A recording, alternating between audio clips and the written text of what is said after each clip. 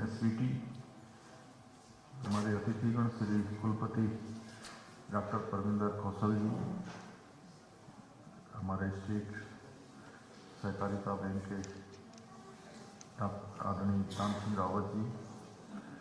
सादाब संत जी, हमारे वक्फ बोर्ड के हमारे सचिव श्री पुरुषोत्तम जी, हमारे विनोद कुमार सुमन जी, रजिस्ट्रार श्री पांडे जी समेत सभी आए हुए सभी विभागों के हमारे अधिकारीगण, सभी बैंकों से जुड़े हुए सभी प्रतिनिधिगण, सभी लाभार्थी जन, भाइयों बहनों, मैं सबसे पहले तो आज इस महत्वपूर्ण स्टेट क्रेडिट सेमिनार कार्यक्रम में मुझे भी बिष्ट जी ने और उनकी पूरी टीम ने यहाँ सहभाग करने का अवसर दिया, आप सबके बीच में आने का अवसर दिया। मैं सभी का इस आयोजन, इस स्टेट क्रेडिट सेमिनार आयोजन करने वालों को सबको मैं अपनी ओर से बहुत धन्यवाद करता हूँ। और इस अवसर पर विशेष रूप से मैं नाबार्ड का आभार व्यक्त करना चाहता हूँ, जिन्होंने उत्तराखंड में बहुत सारे सेक्टरों में, जिसमें कृषि, बागवानी, छोटे और मध्यम क्षेत्र के उद्योगों के विकास हेतु जो उन्होंने अभी अन्य राज्यों के साथ, हिमाचल के साथ, जम्मू कश्मीर, जो हमारे आसपास के हमारे समकक्ष के राज्य हैं, पर्वतीय राज्य या जिनको हिल स्टेट कह सकते हैं, उनकी और हमारी जो तुलना रखी और उसमें जो आगामी वर्ष के लिए 40,000 करोड़ रुपए का ऋण की जो योजना तैयार की है, उसके लिए मैं आपको विशेष रूप से धन्यवाद करता हूँ कि जो हमारा मिशन है, उसी मिशन को हमारा नाबार्ड भी जो है आगे बढ़ाने का काम कर रहा है। साथ में हमारे प्रधानमंत्री जी का, जो उन्होंने अनेक बार एक बात को उन्होंने शुरू किया केदारनाथ जी से कि 21वीं सदी का तीसरा दशक उत्तराखंड का दशक होगा, और उसको फिर उन्होंने अनेक अवसरों पर कहा है। और वो बात हमारे लिए चरितार्थ भी हो रही है जब हम देखते हैं कि हम तेजी से इन क्षेत्रों में भी आगे बढ़ रहे हैं। ऋण का जब अभी आकलन कर रहे थे विष्णु जी, तो मुझे बड़ा अच्छा अंदर से आनंद की अनुभूति हो रही थी जब मैं देख रहा था कि हिमाचल का आपने बताया लगभग 35,000 करोड़, 35 बता रहे थे, 35,000 करोड़, और बगल में हमारे JNK में 36,000 करोड़ और हमारा 40,000 करोड़। तो मुझे लग रहा था कि ये सब माननीय प्रधानमंत्री जी धरातल पर उतर रहे हैं। और यह भी आपने बताया कि पिछले वर्ष की तुलना में ये लगभग 15% अधिक है इस साल की अपेक्षा, और पिछले वर्ष की तुलना में लगभग 33% होगा, 30%। कहाँ से आवाज आ रही? उधर से 30%, 32-33% अधिक है। यह हमारे जो छोटे किसान हैं, छोटे और जो मझोले उद्योगों में लगे हुए लोग हैं, उनके लिए वास्तव में इस प्रकार की व्यवस्था वो किसी वरदान से कम नहीं है। उनका इससे बहुत प्रोत्साहन होगा, उनको सबको आगे बढ़ने का अवसर मिलेगा। लेकिन यहाँ पर मेरा एक आपसे अनुरोध रहेगा कि इसकी निगरानी बहुत जरूरी है, और ऋण किन लोगों को देना है, कौन लोग इसके लाभार्थी हों, कौन लोग इसके ज़रूरतमंद हैं, उस पर विशेष रूप से ध्यान देने की आवश्यकता होगी। साथ ही साथ जो हमारी मातृशक्ति है, और आज हमारे प्रधानमंत्री जी ने देश के अंदर नारी शक्ति बंधन विधेयक संसद के दोनों सदनों में पारित करके कानून बना दिया, आगे के लिए उनके आरक्षण सुनिश्चित कर दिया। और राज्य में हमने पहले से ही 30% का आरक्षण, यहाँ की जो मातृशक्ति हमारी माताएं बहनें हैं, उनके जीवन स्तर को सुधारने के लिए, उनको भी उन्नयन की ओर बढ़ाने के लिए, आगे बढ़ाने के लिए, उनके प्रोत्साहन के लिए 30% का आरक्षण यहाँ की सभी सरकारी जो हमारी निकलने वाली नौकरियां हैं उन सब में किया है। तो यहाँ पर नाबार्ड द्वारा जो मातृशक्ति है उसके लिए एक विशेष प्रकार की जो योजनाएं हैं, वो योजनाएं आप अपने आगे के कार्यक्रमों में सम्मिलित करेंगे तो निश्चित रूप से मातृशक्ति को आगे आने का अवसर मिलेगा। और जो हमारी अभी मैं लाभार्थी बहनों से बात कर रहा था टिहरी जनपद की, आज से 2 दिन पूर्व, तो वो कह रही थी कि हम लोगों ने अभी रक्षाबंधन के पर्व पर लखपति दीदी जो हमारी योजना चल रही है उसी के साथ सशक्त उत्सव बहना योजना हमने प्रारंभ की है। तो उस योजना के माध्यम से उनको बहुत सारा जो अपना बनाया जाने वाला उत्पाद है उसको विपणन करने के लिए एक स्थान मिला था। राज्य सरकार इस दिशा में भी काम कर रही है। तो मेरा विशेष अनुरोध रहेगा कि इन सबको भी कहीं ना कहीं बैंकों से ऋण लेने के लिए उसका सरलीकरण बहुत ज़रूरी है। कई बार होता क्या है कि आप भी करना चाहते हैं, लोग भी करना चाहते हैं, सरकार भी आपके साथ है, लेकिन बहुत सारी जटिलताएं होने के कारण से, कठिनाई होने के कारण से जो लोग वास्तव में कुछ करना चाहते हैं वो ऋण लेने से वंचित रह जाते हैं। और बहुत बार ऐसी स्थिति होती है कि अब तो बहुत जागरूकता हो गई, बहुत सारे हमारे स्वयं सहायता समूह काम कर रहे हैं, सरकारी विभाग भी काम कर रहे हैं, बैंकों के लोग भी आगे आकर उनको प्रोत्साहित करने का काम कर रहे हैं। लेकिन उसके बावजूद भी बहुत लोग जब फॉर्मेलिटी पूरी नहीं कर पाते और बहुत जब हम बात करते हैं और बात करने के बाद व्यवहारिक रूप से उनको नहीं साथ पाते तो लोग पीछे हटना शुरू कर देते हैं। तो उसमें उनका प्रोत्साहन कैसे हो, थोड़ा व्यवहारिक रूप से हम उनको आगे समझ लें। और बैंक, वैसे बैंक में और हमारे में अंतर क्या है, थोड़ा सा बैंक के लोग क्या करते हैं कि ये पूरी ऑनरशिप लेते हैं। ये अच्छी बात है बैंक के लिए कि ये पूरा आकलन कर लेते हैं, आगे पीछे का ये कर पाएगा कि नहीं कर पाएगा, ये आगे का कितना पोटेंशियल इसके अंदर है। थोड़ा हम लोगों के स्तर पर कई बार होता है कि औपचारिकताएं करके छोड़ देते हैं या एक बार ऋण भी दे देते हैं, क्यों पांडे जी, और उसके बाद जो है वो ऋण देने के बाद क्या वो आगे चल पाएगा कि नहीं चल पाएगा, ये आकलन भी होना चाहिए। और जो थोड़ा बहुत 19-20 हो उसको चलाने की कोशिश भी करनी चाहिए। मेरा आपसे विशेष अनुरोध है कि अगर हम इस दिशा में सोचेंगे और जो हमारा विशेषकर से आज जो हमारा पर्वतीय क्षेत्र है उन क्षेत्रों में पलायन रोकने के लिए जहां सरकार ने पलायन रोकथाम का आयोग बनाया है और लगातार उस पर काम कर रहे हैं, तो आप सबसे मेरा अनुरोध है कि ये जो हमारे पर्वतीय जनपद हैं उनके लिए विशेष अभियान चलाकर कैंप के माध्यम से सरलीकरण ऋण का करते हुए उन सबको इस व्यवस्था से जोड़ा जाए, इस व्यवस्था को आगे बढ़ाने का काम किया जाए। मेरा मानना है कि ऋण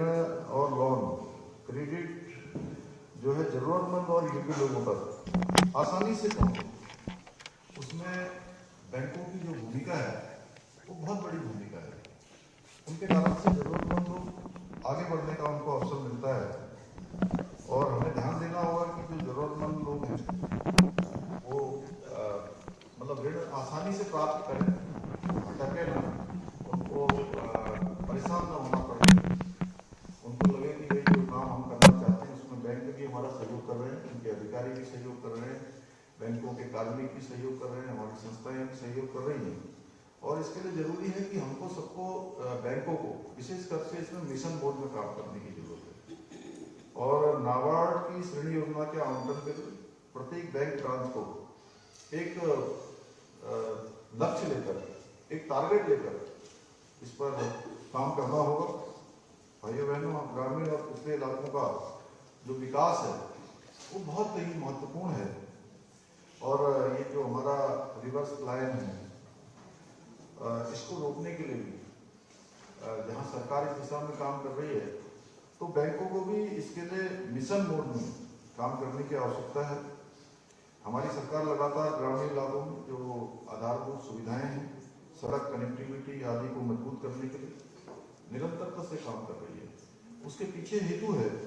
कि जो समाज में बिल्कुल समाज के अंतिम छोर में खड़े हुए हैं उन सबको भी आगे लाया जाए, उनके जीवन को भी परिवर्तन किया जाए, उनके जीवन को भी कहीं न कहीं प्रोत्साहन देने का काम हम सबके माध्यम से हो। और हम दूरदर्शिता के साथ उत्तराखंड का विकास करना चाहते हैं। ये आपकी जो योजनाएं हैं, आप स्वयं देख रहे हैं, तो योजनाओं में जिस प्रकार की योजनाओं को लगातार संदिग्ध किया जा रहा है। हमारे सभी सरकार में बैठे हुए लोग, हमारे अधिकारीगण, हमारे सरकार के जितने भी लोग हैं, वो सभी इस काम में लगे हैं, शासन के लोग। और दूरदर्शिता के साथ उत्तराखंड का विकास हमारी प्राथमिकता है और हमारी पूरी सरकार गंभीरता के साथ इसके लिए काम कर रहे हैं। हम चाहते हैं कि जैसे हमारे शहरी इलाकों का विकास हो रहा है, उसी तरीके से जो हमारे दूर दराज के क्षेत्र हैं, ग्रामीण क्षेत्र हैं, वहाँ भी एकीकृत रूप से, समान रूप से विकास पहुँचे। मैं आप सभी बैंकिंग सेक्टर के लोगों का ध्यान इस ओर दिलाना चाहता हूँ कि अभी जब आप पढ़ रहे थे तो आप यहाँ से बात कर रहे थे,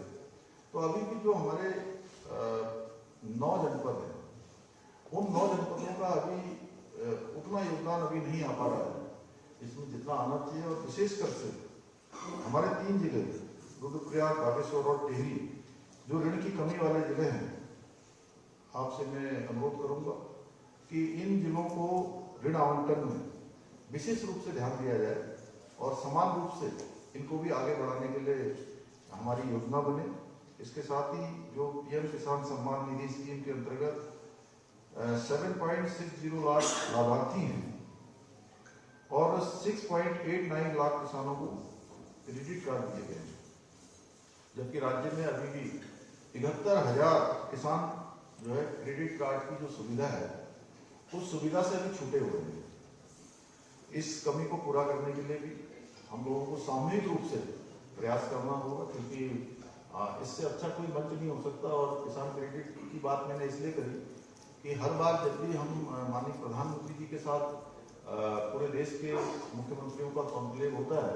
उस कॉन्क्लेव में ये उनकी फ्लैगशिप स्कीमों में आता है, तो इस पर विशेष रूप से उनका भारत सरकार का भी फोकस है। तो इस ओर हमें भी ध्यान देने की आवश्यकता है। भाइयों बहनों, बैंकों के अलावा हमारी सरकार आम लोगों के लिए जो सब्सिडी है, क्रेडिट लिंक योजनाएं हैं, ब्याज अनुदान जैसी अनेक योजनाओं को लागू कर रही है, जिसमें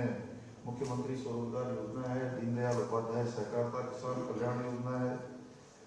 ऐसी अनेकों योजनाएं, चाहे वो आज कृषि के क्षेत्र में, सहकारिता के क्षेत्र में, पशुपालन के क्षेत्र में, पर्यटन के क्षेत्र में अनेक योजनाओं पर हम काम कर रहे हैं।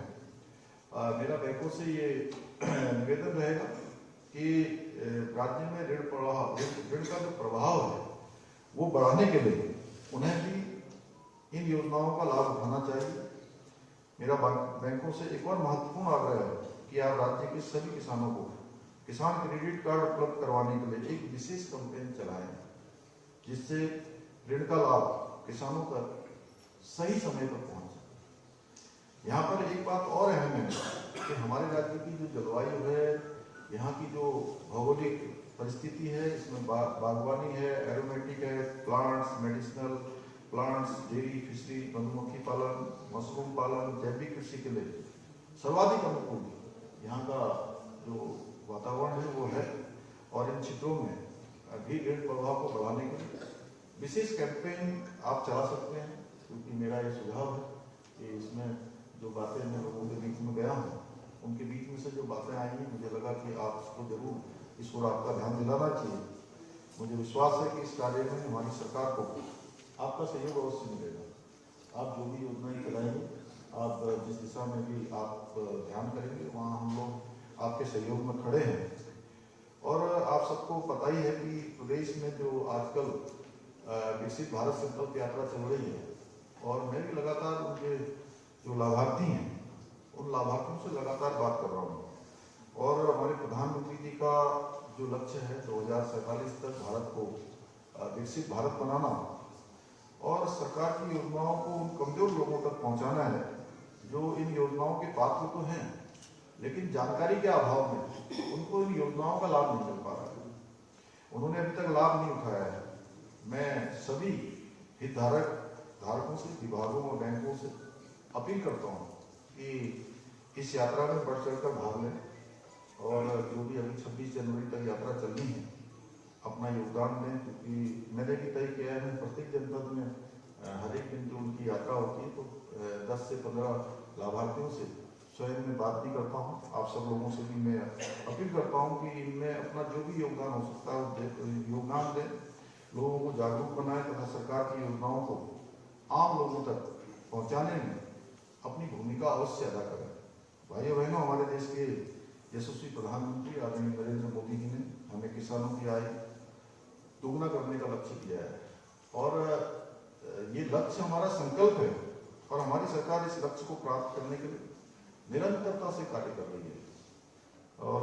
जिसमें आप सबका सहयोग भी अपेक्षित है। राज्य में अधिक से अधिक प्रभाव से हम विकास की जो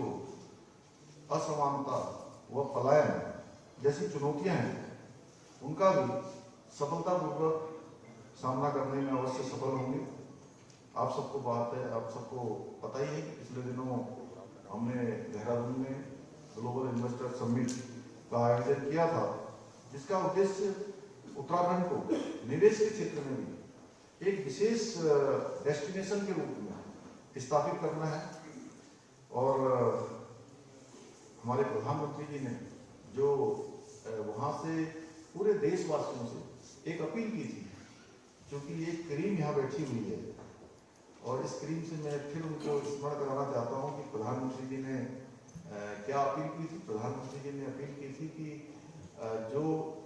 आज बहुत सारे देश के लोग दुनिया के विभिन्न देशों में जाकर अपने बच्चों की विवाह इत्यादि के कार्यक्रम कर रहे हैं, मंगल कार्यक्रम कर रहे हैं, तो उन्होंने कहा कि सबसे अच्छा जो डेस्टिनेशन है इसके लिए भगवान के जो सबसे नजदीक है वो देवभूमि उत्तराखंड है। और उन्होंने अपील करी और मैं सच बताऊं आपको कि कल मैं एक किसी कार्यक्रम में गया था तो वहां मुझे एक बहुत बड़े जो हजारों लोगों को होटलों में रोज सुविधाएं देते हैं, कई हजार लोगों को, और बड़ा उनका खुद का डेस्टिनेशन है। मुझे बोले कि मैं अपने बेटे की शादी अगले महीने आपके यहाँ करने आ रहा हूँ, आपको निमंत्रण देने आ रहा हूँ। ऐसे मुझे कई लोग मिल रहे तो लोगों में एकदम से, और कुछ लोग ऐसे भी मिले जो मेरे पास आए कि कार्ड देने के लिए, अपना निमंत्रण देने के लिए, बोले कि उसके तुरंत बाद आए तो बोले कि अब मैं आपको नहीं कह सकता कि आप आइए, लेकिन हमने पहले अपने बच्चों की शादी जो है पहले बुकिंग करवा ली थी किसी अन्य जगह पर देश से बाहर। हमारे मंत्री जी भी बैठे हैं यहाँ पर, इनको ही पता है, लेकिन उन्होंने कहा कि हम एक कार्यक्रम हम उत्तराखंड में करेंगे, अगला कार्यक्रम मतलब अब विवाह का कार्यक्रम तो हमने बाहर रख लिया था पहले ही, क्योंकि पहले से निर्धारित था 6 महीने 7 महीने 8 महीने से, लेकिन अगला कार्यक्रम हम उत्तराखंड में करेंगे। तो इस तरीके से आज एक बड़ा डेस्टिनेशन इस क्षेत्र में भी हमारा बन रहा है। तो इस क्षेत्र में भी आप सबकी जहाँ जहाँ आपको लगे कि आपकी सहभागिता इसमें हो सकती है, इसको बढ़ाने में, इंफ्रास्ट्रक्चर को, लोगों को लाने में, लोगों को प्रोत्साहित करने में, इस दिशा में भी आप सब योगदान देंगे। मैं चाहता हूं कि आप लोग हमारे यहाँ निवेश करने वाले और निवेशकों के साथ मिलकर कुछ विशेष योजनाओं पर काम करें, जिससे कि उत्तराखंड का समुचित रूप से जो विकास है वो सुनिश्चित किया जा सके। मुझे पूरा विश्वास है कि आप लोग इसी प्रकार हमारे प्रदेश के किसानों के लिए, समाज के अंतिम छोर में खड़े हुए लोगों के लिए, छोटे उद्योगों को बढ़ावा देने के लिए, हर एक व्यक्ति के जीवन स्तर को आगे बढ़ाने के लिए निरंतरता से कार्य करते रहेंगे। आप सभी को इस सेमिनार के सफल आयोजन के लिए मैं अपनी बहुत शुभकामनाएं देता हूँ। अच्छा होता कि ऐसे कार्यक्रम में हम लोग पूरे दिन भर बैठते और मंथन करते, क्यों आनंद? तो आप लोगों के बीच में जो है कुछ सीखने का भी अवसर मिलता, योजनाओं की बारीकी से जानकारी भी होती, और जहाँ जो हम लोग दिन भर हम लोग भ्रमण करते रहते हैं, गणेश जोशी जी भी करते हैं, धन सिंह जी भी करते हैं, हमारे सामने बैठे हुए लोग भी, आप लोगों में से सब लोग जो बहुत बार लोगों के बीच में जाने से कई सारे फीडबैक जो हमको मिलते हैं वो बड़े महत्वपूर्ण फीडबैक होते हैं और बड़े व्यवहारिक होते हैं। वो फीडबैक आप सबके पास होंगे, अगर मैं भी होता तो अच्छा होता, लेकिन क्योंकि पहले से कार्यक्रम निर्धारित थे और आपका एक कार्यक्रम होना भी जरूरी था, आपने कहा था कि आप आएंगे तभी होगा ये शुरू यहाँ से। तो मेरी बहुत शुभकामनाएं कि ये जिस उद्देश्य के लिए सेमिनार किया जा रहा है वो सफल होगा, और जो हमारा संकल्प है कि हमारा राज्य उत्तराखंड हिंदुस्तान के श्रेष्ठ राज्यों में, हिंदुस्तान के अग्रणी राज्यों में हमारा राज्य है,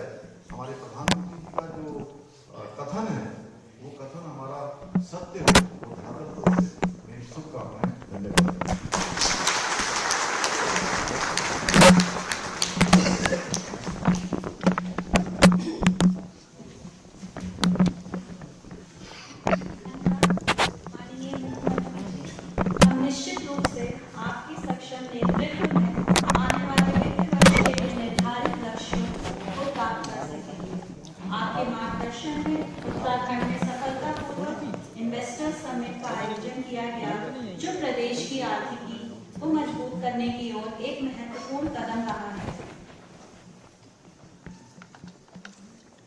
आपके द्वारा राज्य के विकास के लिए विभिन्न योजनाओं का संचालन किया जा रहा है। हम आपको विश्वास दिलाते हैं कि नाबार्ड सभी बैंकों एवं विभिन्न विभागों के साथ समन्वय बनाकर सरकार की